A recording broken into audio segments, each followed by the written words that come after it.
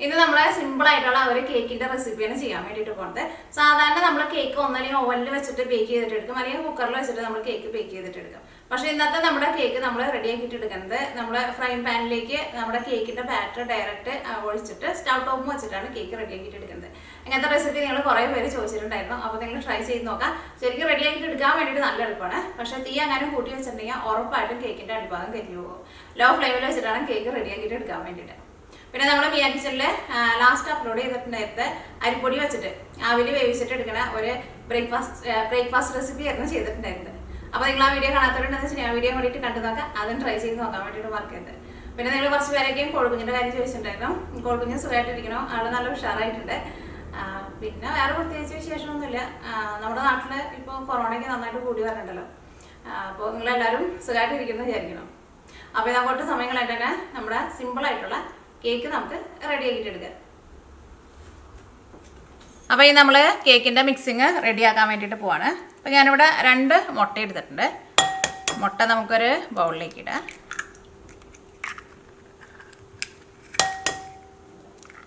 ഇതിലേക്ക് നമുക്ക് 1/4 കപ്പ് പഞ്ചസാര ചേർക്കാം. ഞാനിവിടെ പൊടിച്ചെടുത്തേക്കണ പഞ്ചസാര കേട്ടോ ചേർക്കണത്. പൊടിച്ചെടുത്തേക്കണ അളവാണ് 1/4 കപ്പ് പഞ്ചസാര. 250 ml മെഷറിംഗ് കപ്പിൽ 1/4 കപ്പ് പഞ്ചസാര. ഈ പഞ്ചസാരയും മുട്ടയും കൂടിയിട്ട് നമുക്ക് ഇതേപോലത്തെ ഒരു വിസ്ക് വെച്ചിട്ട് നന്നായിട്ടൊന്ന് ബീറ്റ് ചെയ്തിട്ട് എടുക്കുക. അല്ലെങ്കിൽ നിങ്ങളുടെ അടുത്ത് ഇപ്പോൾ ഇലക്ട്രിക് ബീറ്റർ ഉണ്ടെന്ന് വെച്ചിട്ടുണ്ടെങ്കിൽ അത് വെച്ചിട്ടും ചെയ്യാം കേട്ടോ. അപ്പോൾ നന്നായിട്ട് ബീറ്റ് ചെയ്യുക. അതേപോലെ നന്നായിട്ട് ഇങ്ങനെ മിക്സ് ചെയ്താൽ മതി. നമ്മളിങ്ങനെ സ്റ്റാർട്ടിങ്ങിൽ ഇങ്ങനെ മിക്സ് ചെയ്യുമ്പോൾ നോക്കിക്കുക, ആ മുട്ടയുടെ മഞ്ഞ കളർ ഉണ്ടല്ലോ, അത് നല്ല കുറച്ച് ഡാർക്ക് കളറായിട്ടിരിക്കും. ഇത് നന്നായിട്ടൊന്ന് മിക്സ് ചെയ്തിട്ട് അതൊരു ലൈറ്റ് കളറായിട്ട് വരണം. അപ്പോൾ ഇത് ചെറുതായിട്ടൊരു എന്താ പറയുക, എല്ലാം കൂടിയിട്ടൊന്ന് മിക്സ് ആയിട്ട് ചെറുതായിട്ടൊരു ക്രീം പോലെ വരും. അതേപോലെ നന്നായിട്ട് മിക്സ് ചെയ്തിട്ടെടുക്കുക. മുട്ടയും പഞ്ചസാരയും കൂടിയിട്ട് നമ്മൾ നന്നായിട്ട് ബീറ്റ് ചെയ്തെടുത്തിട്ടുണ്ട്. അപ്പോൾ ഇതിൻ്റെ കളറായിരുന്നാലും കണ്ടില്ലേ, ഒരു ചെറുതായിട്ട് ഒരു ലൈറ്റ് കളർ പോലെ വന്നിട്ടുണ്ട്. ഇതിലേക്ക് നമുക്ക് 2 ടേബിൾ സ്പൂൺ അധികം പുളിയില്ലാത്ത തൈര് ചേർക്കാം. നല്ല പുളിയുള്ള തൈര് ചേർക്കരുത്, അത് പ്രത്യേകം ശ്രദ്ധിക്കുക. ഈ തൈരും കൂടിയിട്ട് ഇതിനകത്ത് നന്നായിട്ട് മിക്സ് ചെയ്യുക. തൈര് ഇതിൻ്റെ കൂടെ നന്നായിട്ട് മിക്സ് ആയിട്ട് വരണം. തൈര് ഇങ്ങനെ ഒട്ടും സെപ്പറേറ്റ് ആയിട്ട് കട്ട പിടിച്ച പോലെ കിടക്കരുത്. അപ്പോൾ നോക്കിയേ, നമ്മുടെ തൈരും ഇതിനകത്ത് നന്നായിട്ട് മിക്സ് ആയിട്ടുണ്ട്. ഇതിലേക്ക് നമുക്ക് ഓയിൽ ചേർക്കാം. ഓയിലോ അല്ലെങ്കിൽ ബട്ടറോ ചേർക്കാം. അപ്പോൾ ഞാൻ ഇതിലേക്ക് സൺഫ്ലവർ ഓയിലാണ് ചേർക്കുന്നത്. 5 ടേബിൾ സ്പൂൺ ഓയിലാണ് ചേർക്കുന്നത്. നമ്മൾ 5 ടേബിൾ സ്പൂൺ ഓയിൽ ചേർത്തിട്ടുണ്ട്. ഈ ഓയിലും കൂടിയിട്ട് ഇതിനകത്ത് നന്നായിട്ട് മിക്സ് ചെയ്യുക. അത് നിങ്ങൾ എളുപ്പപ്പണിക്ക് വേണ്ടിയിട്ട് എല്ലാവരും കൂടിയിട്ട് ഒരുമിച്ച് ചേർത്തിട്ട് ഒരുമിച്ച് മിക്സ് ചെയ്യരുത്. ഇതേപോലെ ഇങ്ങനെ ഓരോന്ന് മിക്സ് ചെയ്ത് കഴിഞ്ഞിട്ട് വേണം ഓരോന്ന് ചേർക്കാൻ വേണ്ടിയിട്ട്. ഇതെല്ലാവരും ഇതിനകത്ത് നന്നായിട്ട് മിക്സ് ആയിട്ടുണ്ട്. ഇനി നമുക്ക് ഇതിലേക്ക് മൈദപ്പൊടി ചേർക്കാം.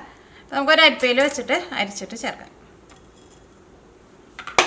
അപ്പോൾ ഞാനിവിടെ 250 ml മെഷറിംഗ് കപ്പിൽ 1 കപ്പ് മൈദപ്പൊടിയാണ് ചേർക്കുന്നത്. ഇതിലേക്ക് 1 ടീസ്പൂൺ ബേക്കിംഗ് പൗഡർ ചേർക്കാം. ടേബിൾ സ്പൂണിലല്ല ചേർക്കുന്നത്, ടീസ്പൂണിലാണ് ചേർക്കുന്നത്.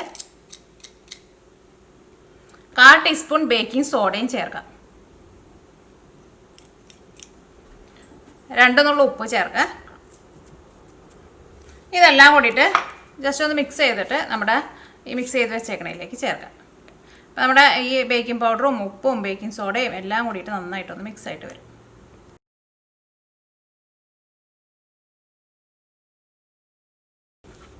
ഇതെല്ലാം കൂടിയിട്ട് നമുക്ക്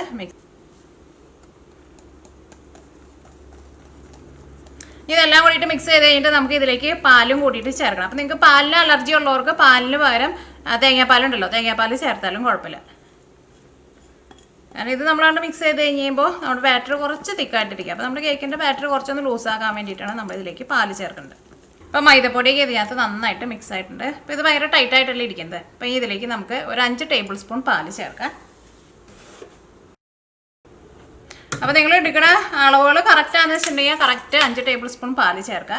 ഇനിയിപ്പോൾ നിങ്ങൾ എടുക്കുന്ന അളവിൽ വല്ല വ്യത്യാസമൊക്കെ ഉണ്ടെന്ന് വെച്ചിട്ടുണ്ടെങ്കിൽ നിങ്ങൾ ഫസ്റ്റ് ഒരു 4 ടേബിൾ സ്പൂൺ പാല് ചേർക്കുക. അത് കഴിഞ്ഞിട്ട് എല്ലാം കൂടിയിട്ട് മിക്സ് ചെയ്ത് കഴിഞ്ഞിട്ട് പിന്നെ വേണമെന്ന് വെച്ചിട്ടുണ്ടെങ്കിൽ അതനുസരിച്ചിട്ട് ചേർത്താൽ മതി. ഈ പാലും ഇതിനകത്ത് നന്നായിട്ട് മിക്സ് ആവണം. അപ്പോൾ നോക്കിയേ, നമ്മുടെ പാലും ഇതിനകത്ത് നന്നായിട്ട് മിക്സ് ആയിട്ടുണ്ട്. അപ്പോൾ നമ്മുടെ കേക്കിൻ്റെ ബാറ്റർ ഇതേപോലെ തന്നെ ഇരിക്കണം. ഭയങ്കര ടൈറ്റായിട്ട് ഇരിക്കുകയും ചെയ്യരുത്, ഭയങ്കര ലൂസായിട്ട് ഇരിക്കുകയും ചെയ്യരുത്. ഇതിലേക്ക് നമുക്ക് വാനില എസൻസ് ചേർക്കാം.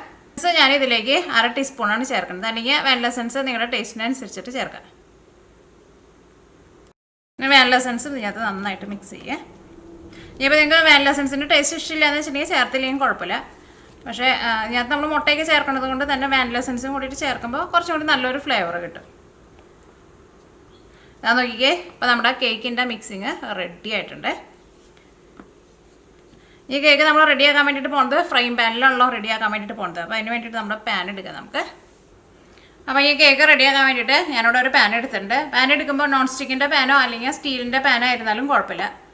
ഈ ഇതിലേക്ക് നമുക്ക് കുറച്ച് ഓയിൽ ഒഴിക്കാം. ഒരുപാട് ഓയിൽ ഒഴിക്കരുത്.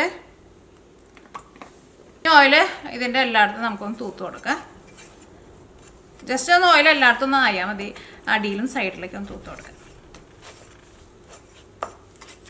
കൂടുതൽ ഓയിൽ ഉണ്ടെന്ന് വെച്ചിട്ടുണ്ടെങ്കിൽ മാറ്റി കളയണം കേട്ടോ. കാരണം കൂടുതൽ ഓയിൽ ഉണ്ടെന്ന് വെച്ചിട്ടുണ്ടെങ്കിൽ നമ്മുടെ കേക്കിൻ്റെ അടിഭാഗം കരിഞ്ഞു പോകും. ജസ്റ്റ് എല്ലായിടത്തും ഓയിലായിട്ടൊന്നും ഇരിക്കണമെന്ന് മാത്രം. ഒട്ടും ഓയിൽ ഇങ്ങനെ എന്താ പറയുക, ഓയിലായിട്ട് ഇങ്ങനെ പാത്രത്തിൽ ഇങ്ങനെ കിടക്കരുത്.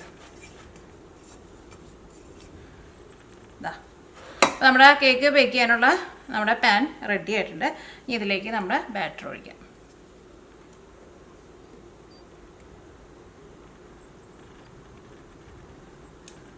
അപ്പോൾ നിങ്ങൾ എടുക്കുമ്പോൾ ഇത്രയ്ക്ക് വലിപ്പമുള്ള പാൻ എടുത്തോട്ടെ. സാധാരണ നമ്മൾ കേക്കൊക്കെ നമ്മൾ ബേക്ക് ചെയ്യുമ്പോൾ നമ്മൾ ഒഴിക്കണ കേക്ക് ടിന്നിൽ ഒരു മുക്കാൽ ഭാഗം ഉണ്ടാവില്ലേ ബാറ്റർ നമ്മൾ ഒഴിക്കുമ്പോൾ. പക്ഷേ ഇതിനകത്ത് നമ്മൾ ഉണ്ടാക്കുമ്പോൾ അത്രയ്ക്ക് തിക്കിലുണ്ടാക്കിയിട്ടുണ്ടെന്ന് വെച്ചിട്ടുണ്ടെങ്കിൽ നമ്മുടെ കേക്ക് നമുക്ക് ശരിക്കും വെന്ത് കിട്ടില്ല.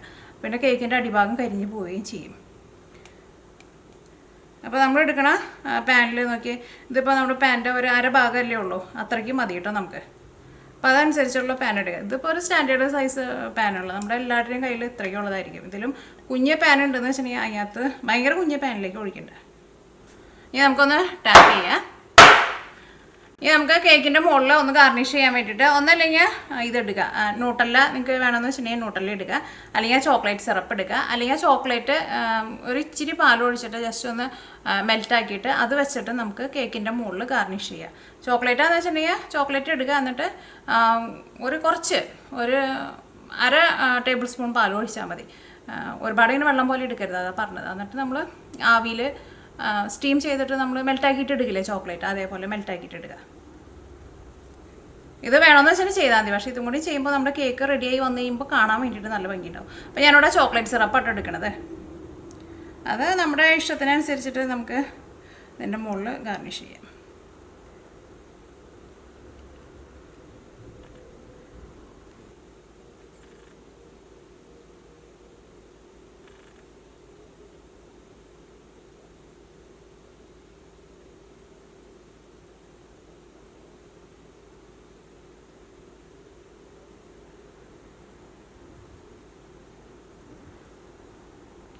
അപ്പോൾ കേക്കിൻ്റെ മുകളിൽ ഇതാ ഇതേപോലെ ഗാർണിഷ് ചെയ്തിട്ടുണ്ട്. ഇത് നമ്മൾ കേക്ക് റെഡിയാക്കാൻ വേണ്ടിയിട്ട് പോവാണ്. അപ്പോൾ നമ്മൾ പാൻ വയ്ക്കുമ്പോൾ ഡയറക്റ്റ് നമ്മൾ ഫ്ലെയിമിൻ്റെ മുകളിലേക്ക് ഈ പാൻ വയ്ക്കരുത്. നമ്മൾ ഏതെങ്കിലും ഒരു പാൻ വെച്ച് ഒന്ന് നന്നായിട്ട് ചൂടാക്കിയിട്ട് അതിൻ്റെ മുകളിൽ വേണം നമ്മുടെ കേക്ക് ബേക്ക് ചെയ്യാനുള്ള പാൻ വയ്ക്കാൻ വേണ്ടിയിട്ട്. അപ്പോൾ ഞാനിവിടെ ഒരു ദോശക്കല്ലാണ് എടുത്തേക്കുന്നത്. ദോശക്കല്ല് തന്നെ വേണമെന്ന് നിർബന്ധമില്ല, സാധാരണ പാനായിരുന്നാലും കുഴപ്പമില്ല. അപ്പോൾ നമ്മൾ വെക്കണ പാന് ഫസ്റ്റ് നന്നായിട്ടൊന്ന് ചൂടാക്കുക. അപ്പോൾ നന്നായിട്ട് ചൂടായിട്ടുണ്ട്. നന്നായിട്ട് ചൂടായി കഴിഞ്ഞ് കഴിയുമ്പോൾ തന്നെ ബർണർ കുറച്ച് ചെറിയ ബർണറാന്ന് വെച്ചിട്ടുണ്ടെങ്കിൽ ലോ ഫ്ലെയിമിനേക്കാളും അതിനേക്കാളും കുറച്ചും കൂടി ഒന്ന് കൂട്ടി വയ്ക്കാം. തീ ഒരുപാട് കൂട്ടി വയ്ക്കരുത്, അത് പ്രത്യേകം ശ്രദ്ധിക്കുക, കേക്ക് കരിഞ്ഞു പോകും. അപ്പോൾ ഈ നമ്മുടെ കേക്ക് റെഡിയാക്കാൻ വേണ്ടിയിട്ട് വെക്കാം. ഈ തുറന്ന് വയ്ക്കരുത്, മൂടി വയ്ക്കുക. ഇങ്ങനെ മൂടി വയ്ക്കുമ്പോൾ ഇടയ്ക്ക് ഇതിൻ്റെ മുകളിൽ നന്നായിട്ട് ഇത് വരും, ആവി വെള്ളം വരും. അത് നമ്മൾ ഇടയ്ക്ക് നമ്മളൊന്ന് തുടച്ച് കളയണം കേട്ടോ നിങ്ങൾ. അപ്പോൾ കേക്ക് റെഡിയായിട്ട് വരാൻ വേണ്ടിയിട്ട് 1 മണിക്കൂർ എടുക്കും. പക്ഷെ നമ്മൾ തീ കുറച്ചിട്ടാണല്ലോ വെക്കുന്നത്. അതുകൊണ്ട് തന്നെ നമ്മൾ അടിയിൽ വെക്കണ പാനായിരുന്നാലും പാനിനൊന്നും കേടൊന്നും വരില്ല കേട്ടോ. കാരണം നമ്മൾ ഭയങ്കര തീ കൂട്ടിയിട്ട് നമ്മൾ വെക്കരുത്. അപ്പോൾ നമുക്ക് കേക്ക് റെഡി ആയി കഴിഞ്ഞ് കഴിയുമ്പോൾ നോക്കാം.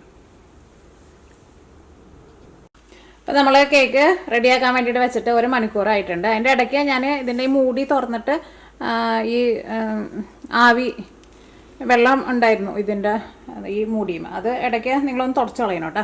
അപ്പോൾ നമ്മുടെ കേക്ക് റെഡി ആയിട്ടുണ്ട്. കേക്ക് റെഡി ആയിട്ടുണ്ടോ എന്ന് അറിയാൻ വേണ്ടിയിട്ട് ഇതാ കേക്കിൻ്റെ മുകളിൽ ഇത് എങ്ങനെ ഒന്ന് തൊട്ട് നോക്കാം. അപ്പോൾ അത് നമ്മുടെ കൈമ ഒട്ടി പിടിക്കാണ്ട് നല്ല ക്ലീൻ ആയിട്ട് വന്നിട്ടുണ്ടെന്ന് വെച്ചിട്ടുണ്ടെങ്കിൽ കേക്ക് റെഡി ആയിട്ടുണ്ട്. പിന്നെ കേക്കിൻ്റെ ഈ സൈഡിലേക്ക് നമുക്കിങ്ങനെ നോക്കുമ്പോൾ ചെറുതായിട്ട് ഇങ്ങനെ മുരിഞ്ഞ പോലെ കാണാനും പറ്റും. അത്രയ്ക്ക് നോക്കിയാൽ മതി. ഇതാണ് നമ്മുടെ കേക്ക്.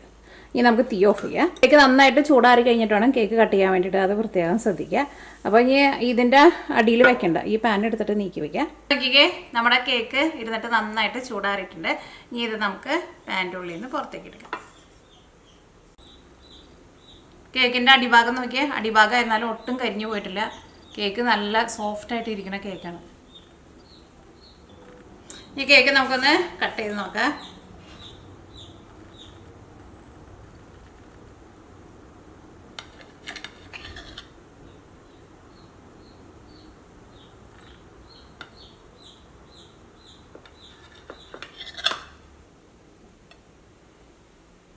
ഞാൻ നോക്കിക്കേ, നമ്മുടെ കേക്ക് കണ്ട നല്ല സോഫ്റ്റ് ആയിട്ട് ഇരിക്കുന്ന കേക്കാണ്. കേക്ക് കാണാൻ തന്നെ നല്ല ഭംഗിയാണ്. ഈ മുകളിലെ ഡെക്കറേഷൻ ആയിരുന്നാലും ഇത് ചെയ്യാൻ വേണ്ടിയിട്ട് നല്ല എളുപ്പമാണ്. അപ്പോൾ നിങ്ങൾ ട്രൈ ചെയ്ത് നോക്കാം. ട്രൈ ചെയ്ത് നോക്കിയിട്ട് ഫീഡ്ബാക്ക് പറയാൻ വേണ്ടിയിട്ട് മറക്കരുത്. ഇപ്പോൾ വീട്ടിൽ കേക്ക് ഉണ്ടാക്കാത്തവർക്കും ഇതേപോലെ കേക്ക് റെഡിയാക്കിയിട്ട് എടുക്കാൻ വേണ്ടിയിട്ട് ശരിക്കും നല്ല എളുപ്പമായിരിക്കും. പിന്നെ ഒറ്റ കാര്യം പ്രത്യേകം ശ്രദ്ധിക്കുക, തീ എങ്ങാനും കൂട്ടി വെച്ചിട്ടുണ്ടെങ്കിൽ ഉറപ്പായിട്ട് നമ്മുടെ കേക്ക് കരിഞ്ഞു പോകട്ടോ. അപ്പോൾ കേക്കിൻ്റെ അടിഭാഗം നോക്കിക്കേ, ഒട്ടും കരിഞ്ഞിട്ടില്ല. അപ്പോൾ ലോ ഫ്ലെയിമിൽ ഇട്ടിട്ട് വേണം ചെയ്യാൻ വേണ്ടിയിട്ട്. ചെറിയ ബർണറൊക്കെ എന്ന് വെച്ചിട്ടുണ്ടെങ്കിൽ ലോ ഫ്ലെയിമിനേക്കാളും ഒരു പൊടിക്കൊന്ന് കൂട്ടി വയ്ക്കാം. അപ്പോൾ നിങ്ങൾ ട്രൈ ചെയ്ത് നോക്കാം. ട്രൈ ചെയ്ത് നോക്കിയിട്ട് ഫീഡ്ബാക്ക് പറയാൻ വേണ്ടിയിട്ട് മറക്കരുത് കേട്ടോ. അപ്പോൾ ഈ നാളെ നമുക്ക് വേറൊരു പുതിയ റെസിപ്പി ആയിട്ട് വരാം.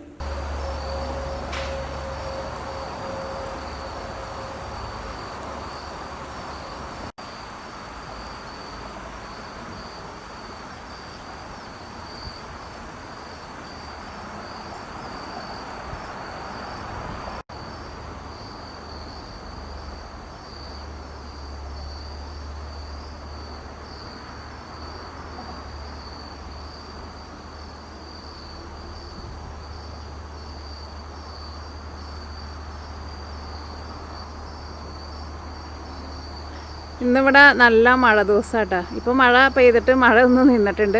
അതാ നോക്കിക്കേ, ഈ മരത്തിൻ്റെ ഇലയുടെ കളറ് മാറി തുടങ്ങുന്നുണ്ട്. കുറച്ച് കളറ് നല്ല ചുവന്ന കളറായിട്ടുണ്ട്. ആകെ മൂടി കെട്ടി നിൽക്കാട്ടോ ഇന്ന്. കുറച്ച് നേരത്തെ നല്ല മഴ പെയ്തു. ഇപ്പോൾ മഴ പെയ്തിട്ട് ഒന്ന് തോർന്ന് നിൽക്കുന്ന സമയമാണ്.